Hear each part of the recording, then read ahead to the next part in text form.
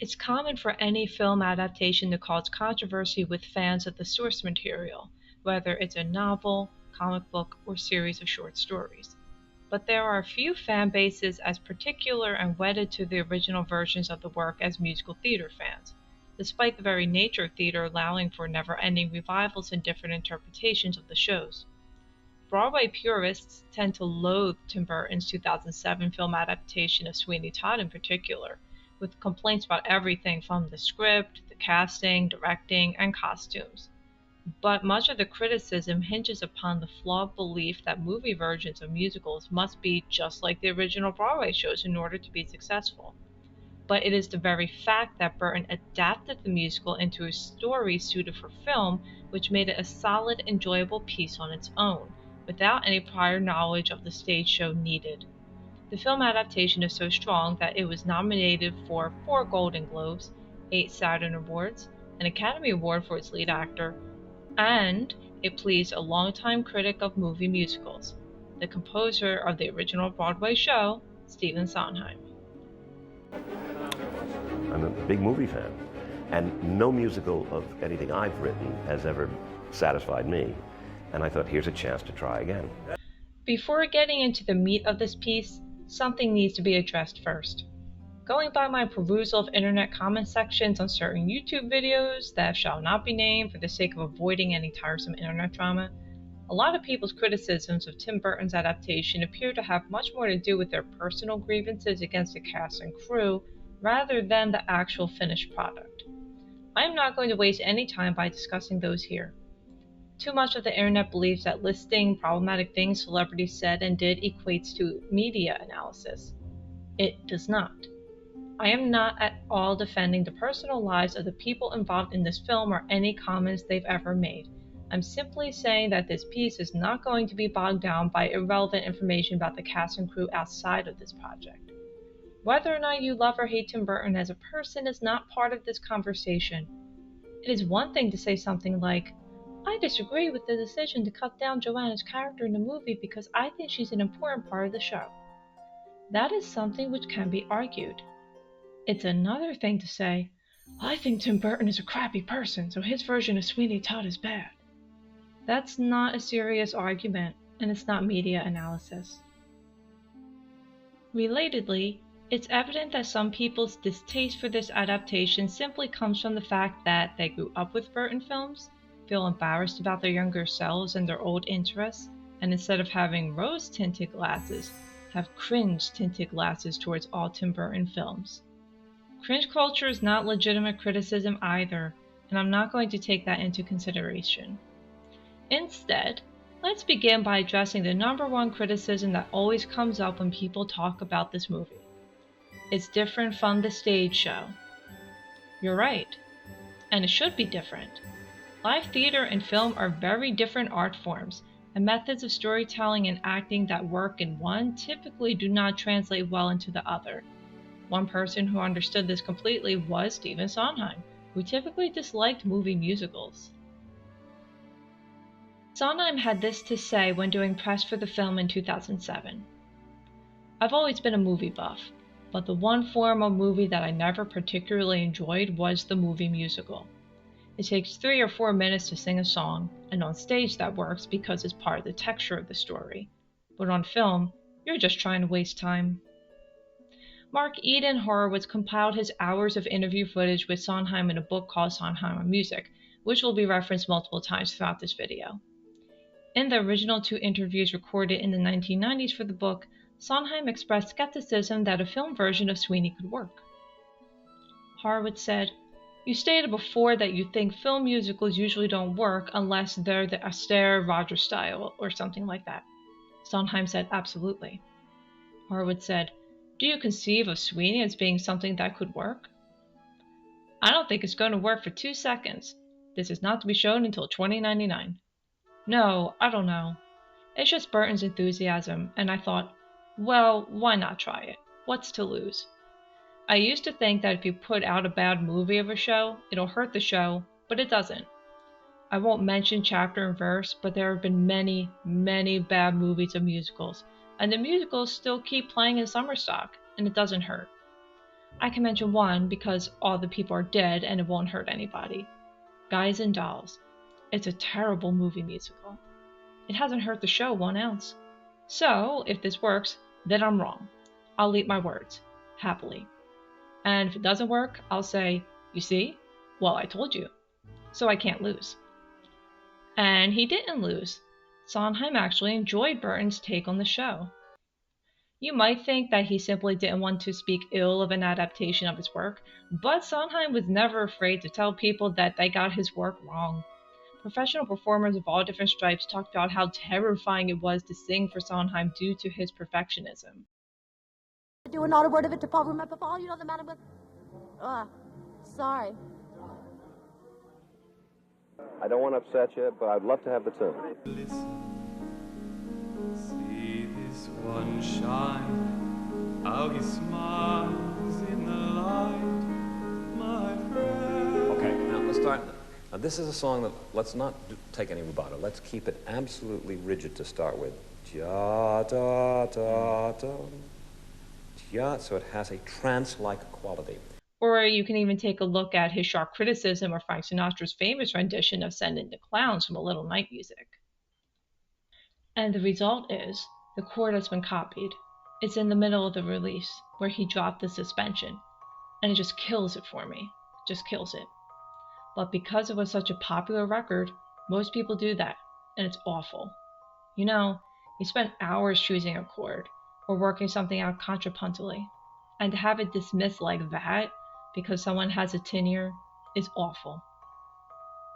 Criticism like this against a movie version of Sweeney is nowhere to be found, however. Years later, in a different interview provided in an updated version of Sondheim on Music, this exchange occurred between Horowitz and Sondheim. You've gone on record that you felt that most film musicals didn't work. You've also said that you were very pleased with the problems they solved in turning Sweeney into a film. Do you feel like you learned things in this process that would translate to other film musicals? No. I think what Burton did is exactly what I would have said directors should do before I met Tim Burton. He's the only director who has thought of a stage musical as a film.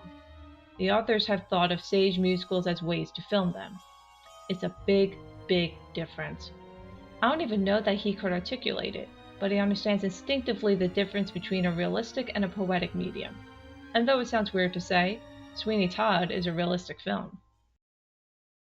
The movie is presented as a realistic horror film, as Sondheim calls Sweeney a horror film for the stage in his book Finishing the Hat. But the stage show is presented more as a melodrama. It isn't intended to mimic real life, nor are the characters. We'll revisit this idea in a minute, but the previous quote is not the only time Sondheim talked about the differences between film and the stage, nor the only time he praised Burton. In this NPR piece from 2007, he had this to say. What you accept on the stage, which is that the action will stop, dead in its tracks, while somebody warbles at you for 4.5 minutes. In the movies, it just stops dead. Time and convention in the movies is different time and different conventions than in the theater. So you have to not just adapt the show, you have to transform it. And is Sondheim, who's been notoriously critical of all the other adaptations of his stage works to the screen, happy with the results? Well, yes. I think he did a terrific job. In an interview during the press tour of the film, Sondheim also had this to say.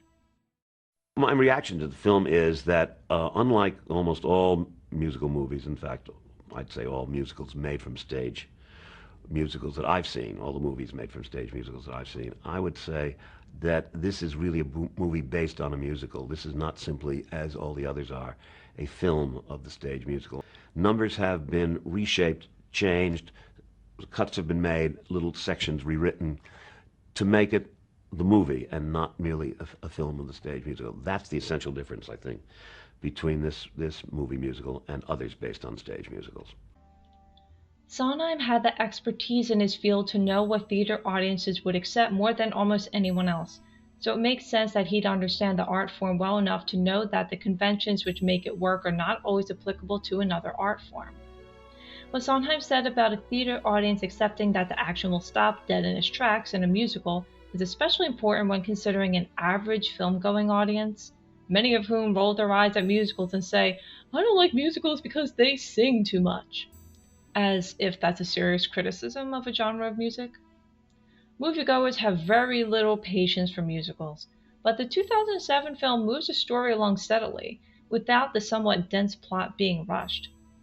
It's far from a boring film, and if someone were to get up from their seat to grab a snack, they would probably miss something by the time they got back.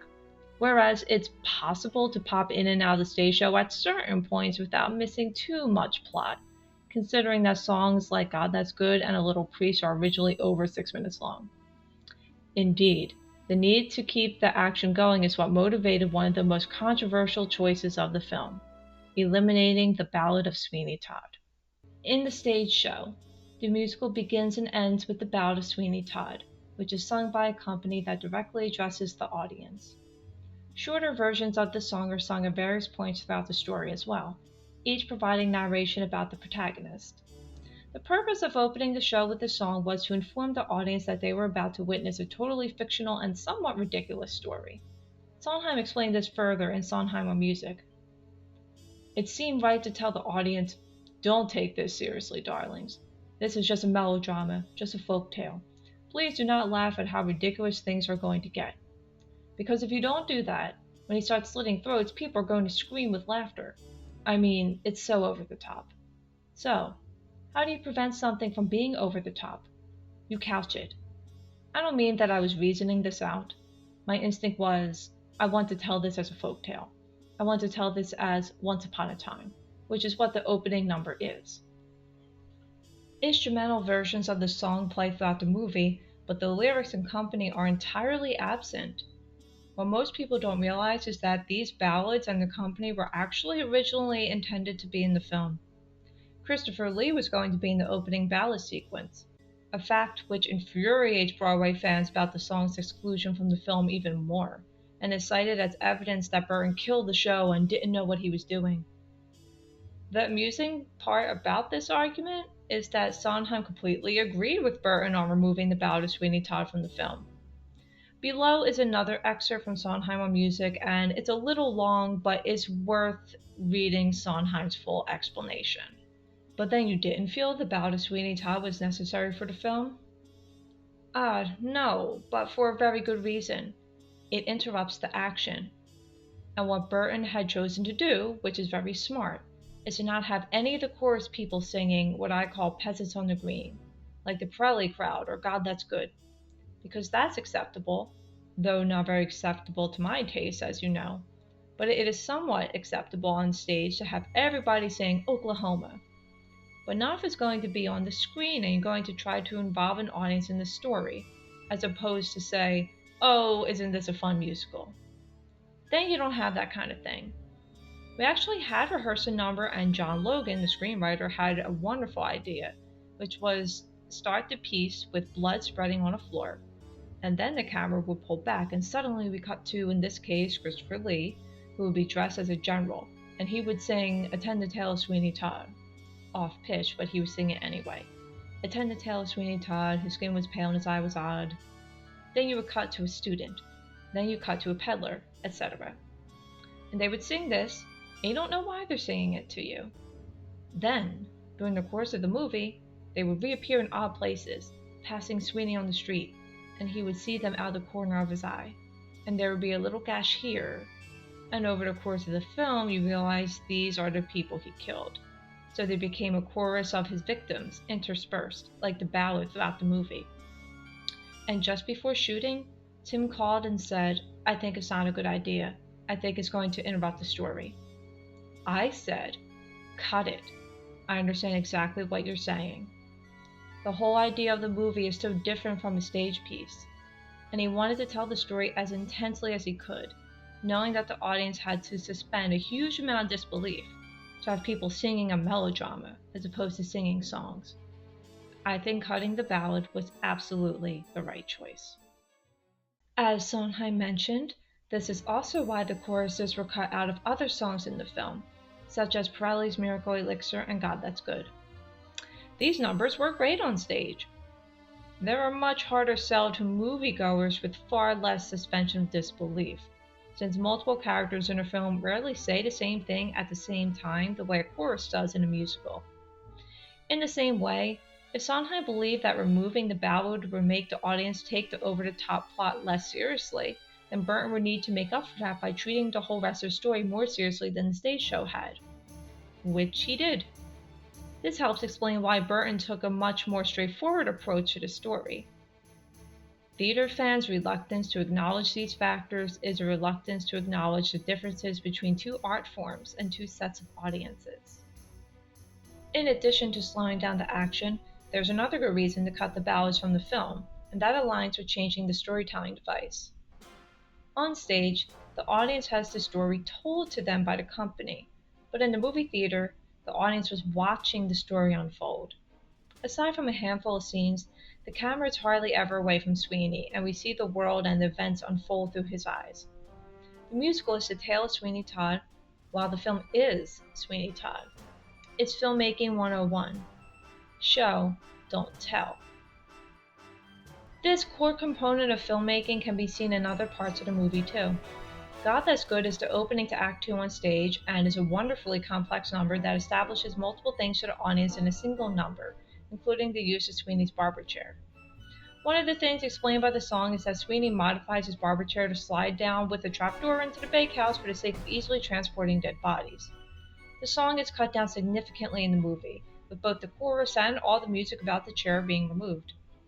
The mechanisms for the barber chair are simply shown to the audience with a short scene of Sweeney working on the chair, then using it to dispose of the bodies in the next song sequence, Joanna Reprise. The explanation is unnecessary in the film. Another bit removed from the film entirely is the letter sequence. Sweeney writes a letter to Judge Turpin near the end of the show to persuade him to come back to the barbershop, and the audience needs to know what it says. There's no way they could be shown what's on a piece of paper on stage, so the company sings the content of the letter in dissonant harmonies. But in the movie, camera simply pans down the letter Sweeney is signing it, because something like that is possible in film. The song isn't a waste of time on stage because there isn't another feasible way to inform the audience of what Sweeney wrote, but it would take up unnecessary screen time in the film. Aside from editing things down, the best example of Burton using show don't tell in his direction of a complete song sequence has to be Epiphany. In this number, Sweeney crucially goes from wanting to kill the two people who specifically wronged him to wanting to murder everyone in the world. It's a major shift in the character and his motivations. Arguably, this is the most important song in the show.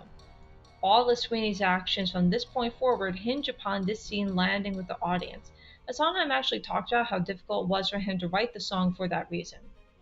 On stage, Sweeney starts out singing/ranting to Mrs. Lovett before he starts threatening the audience directly.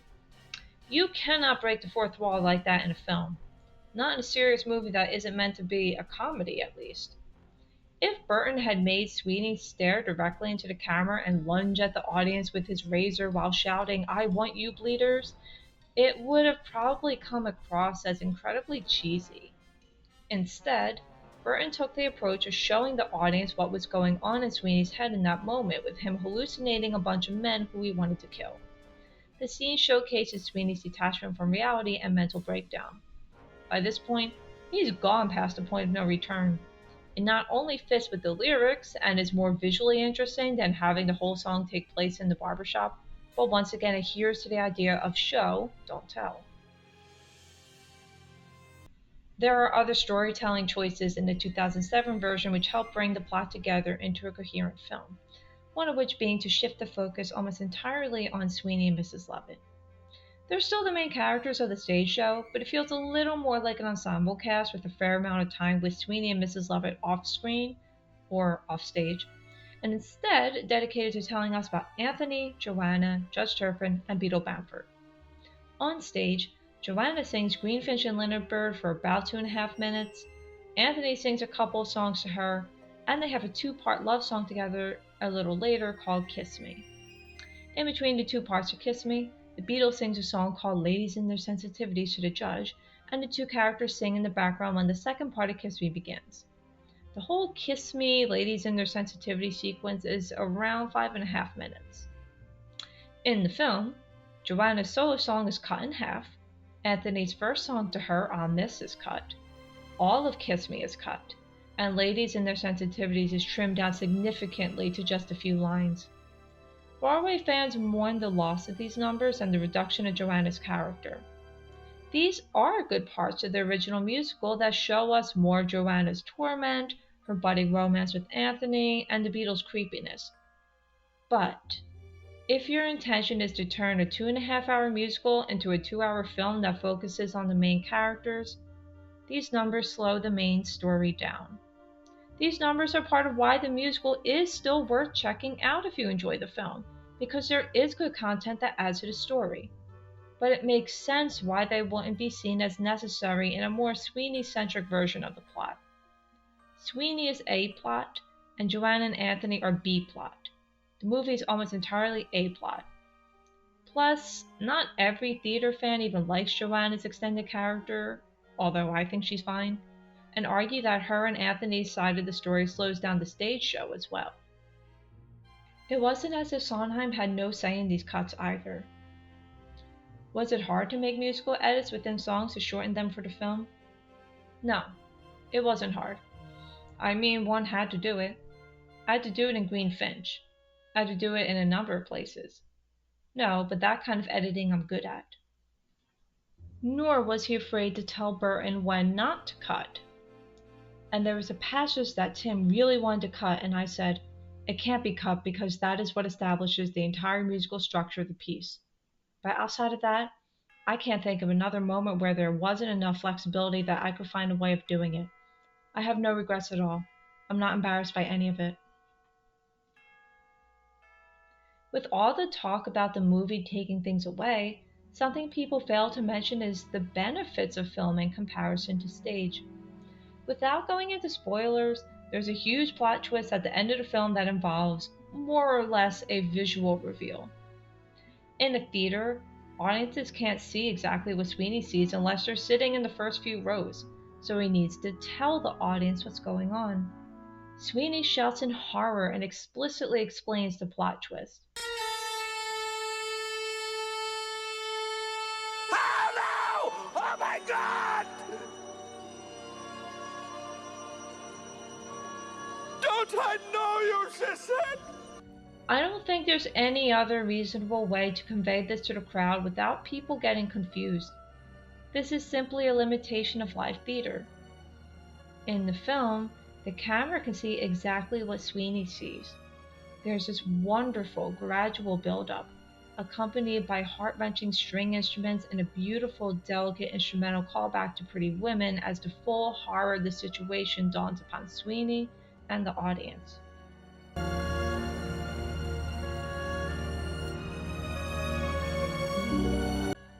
There is no dialogue for roughly 1 minute and 20 seconds in this part of the scene, but the audience isn't confused or bored as the camera guides them through the reveal and Sweeney's and Mrs. Lovett's reactions.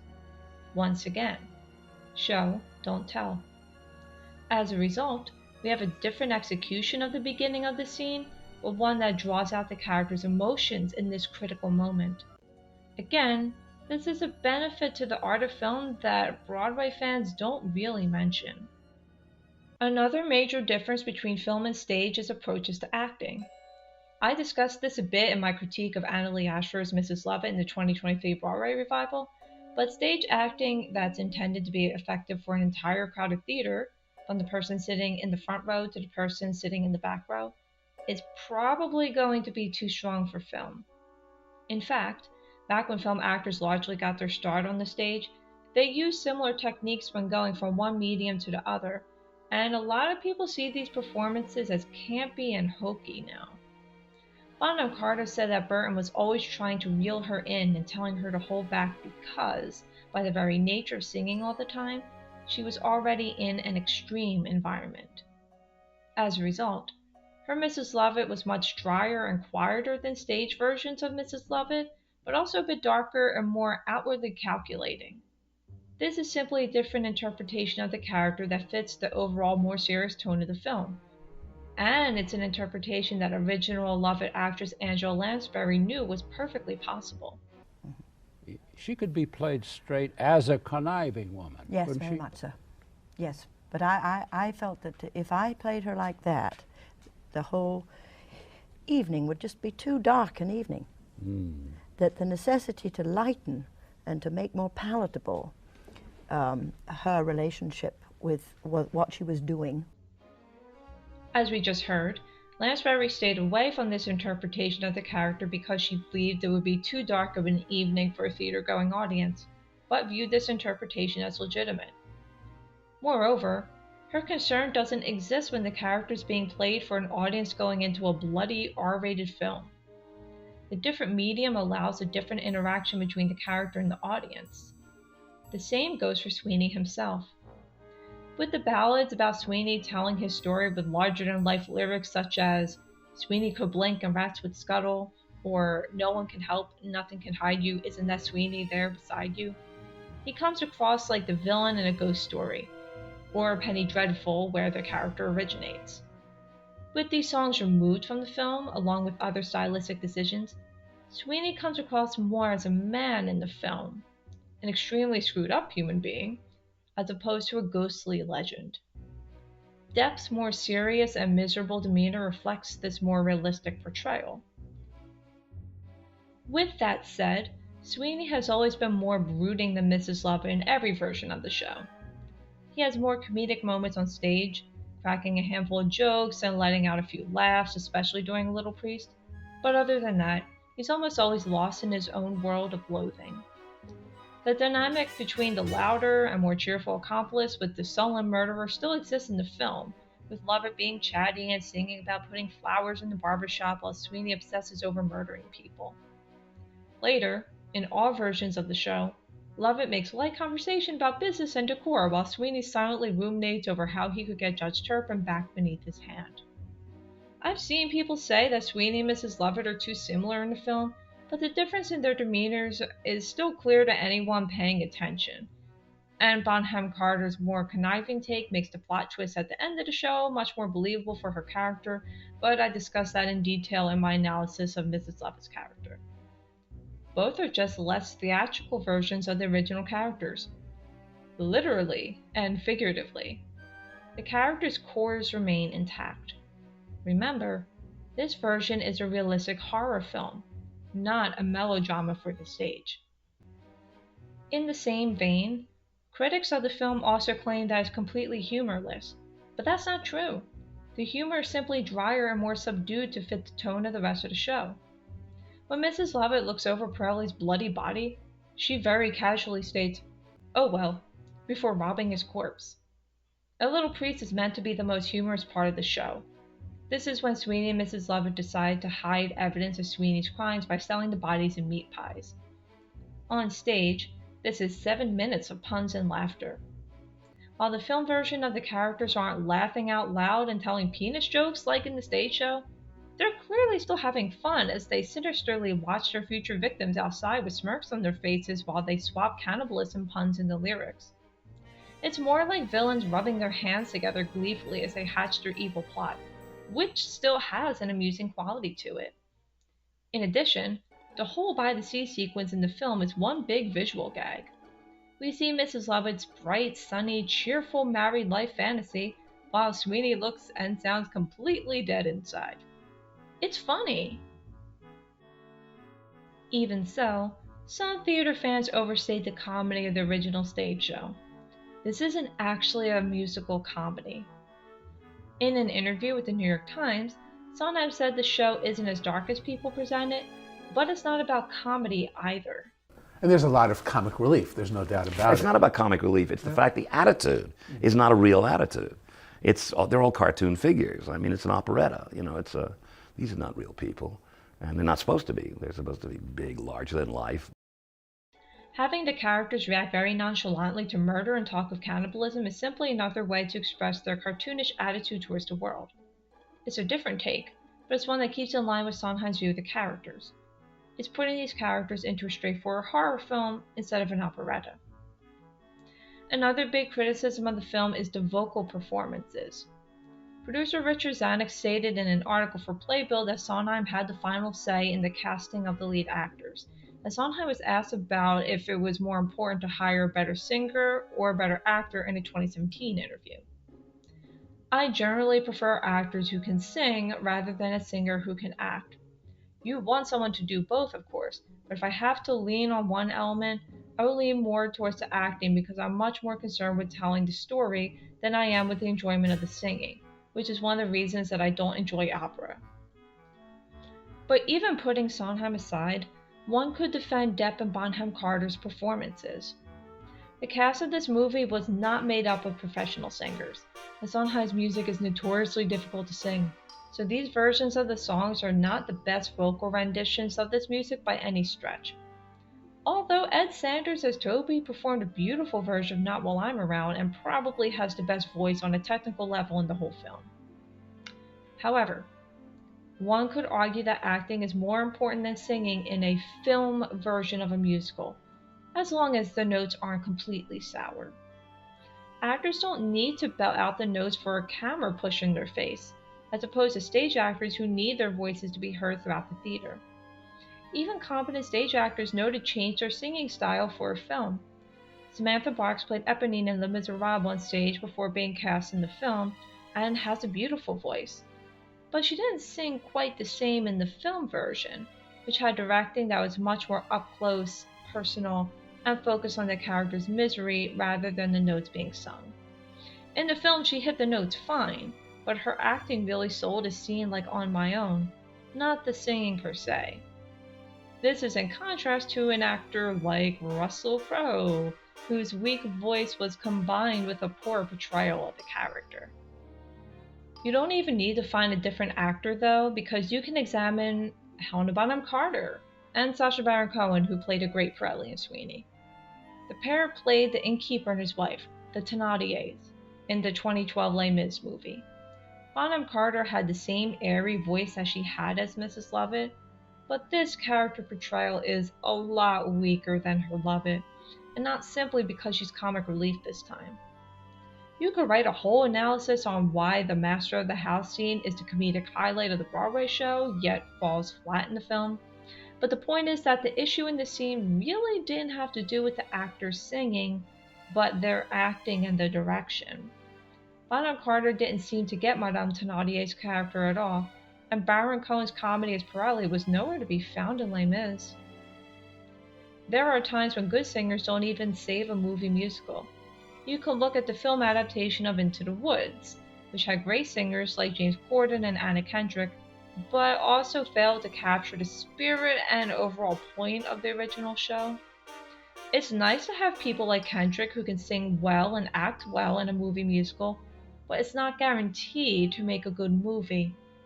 You can also look at Ben Platt in the film version of Dear Evan Hansen, who could definitely sing, but seemed to copy-paste his original stage performance into the movie.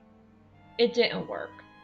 It's not the only thing wrong with that movie, but it's one of the biggest ones. As strange as it may sound, the singing is not everything in a movie musical. When it comes to Depp's acting, he was able to hit the highs of Sweeney's fury during numbers like Epiphany, the subtlety of his bittersweet emotions for his long-lost daughter in Joanna Reprise, his sinister mirth in A Little Priest, and his resigned agony at the very end of the show.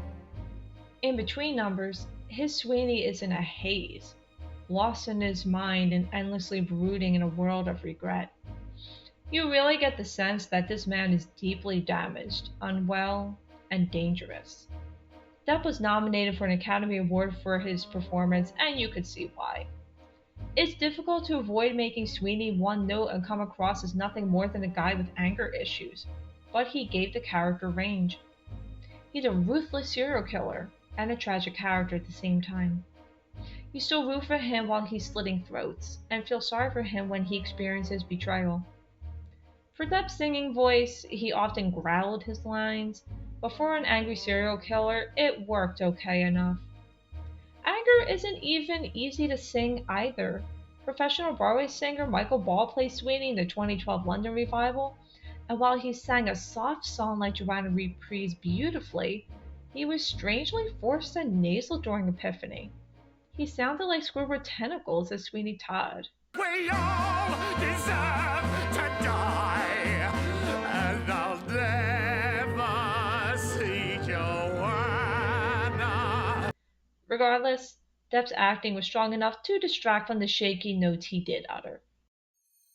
For more evidence that movie Sweeney did capture who this character is meant to be, look to Depp's performance of, and Burton's direction for, My Friends, and compare it to what Sondheim had to say about the song. You actually don't need to do that because someone on YouTube already put the footage together. But Sondheim was a guest at the Guildhall School of Music in the 1980s, and he directed the theater students' performances of his songs. My Friends was one of them, and among other things, Sondheim said that the song should feel trance-like in the beginning, gradually build to its swelling, and should be presented as a love song, a sexual ballad from Sweeney to the Razor. That's the exact feeling you get from Depp singing in hushed tones as he stares with half-lidded eyes at his future murder weapons. He's totally blissed out over these knives. To me, nailing the acting in a song like this is more important for telling the story than having someone who could sing better on a technical level but miss the point of the song. As touched upon before, Bonham Carter's chatty yet twisted lover works well with the character, despite her vocal weaknesses. And when listening to different actresses sing Worst Pies in London, Angela Lansbury thought Bonham Carter was the best. It's highly unlikely that was due to her vocal performance, so Lansbury must have seen the value in her delivery and acting.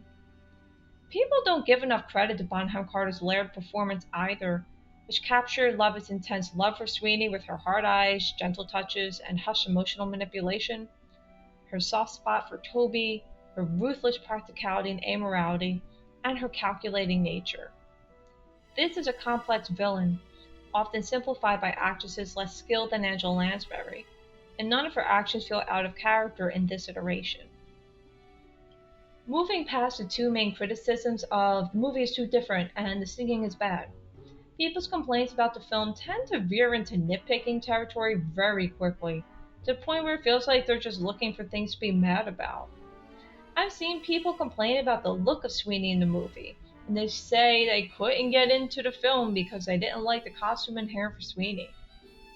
It's fine to prefer some styles over others, but dismissing an entire version of the show due to disagreements or costume choices displays an irrational stubbornness that is present in so much of the film criticism. As discussed previously, these characters are not real people, this is not real life, and I think it's fine if they look strange. Plus, it's a bit absurd to complain about Sweeney's dramatic look in the film when there are productions where all of Toby's hair turns white within a single evening at the very end of the show.